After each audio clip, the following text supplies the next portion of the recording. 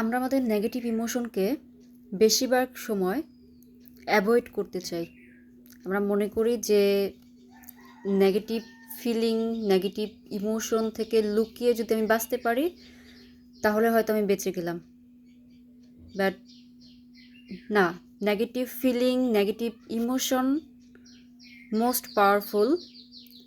যদি আপনি রাইট ওয়েতে সেটাকে ফেস করতে পারেন, চ্যানেলিং করতে পারেন। যখন আমরা একটা নেগেটিভ ইমোশন ফিলিংকে নেগলেক্ট করে যাচ্ছি, কোনোভাবে চাপা দিয়ে রেখে চলে যেতে চাচ্ছি, ঢেকে রাখতে চাচ্ছি, তখন অ্যাকচুয়ালি আরও উল্টোটা হচ্ছে। ভেতরে ভেতরে আমরা যে হাইড করে রাখছি এটা আরও বেশি পাওয়ারফুল হচ্ছে, ব্লাস্টিং আকারে বের হওয়ার মতো পাওয়ারফুল হচ্ছে।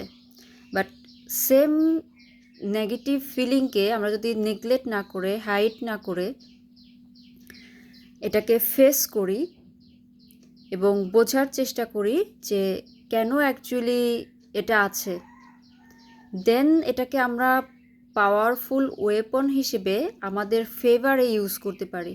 এর আগে কোনো একটা ভিডিওতে হয়তো আমি বলেছিলাম যে এভরি ইমোশন, এভরি ফিলিং একটা পারপাস আছে, এবং most of the time negative emotion বা ফিলিং যেগুলো আছে এগুলো মোর পাওয়ারফুল হয় যদি এটাকে রাইট ওয়েতে ইউজ করা যায়।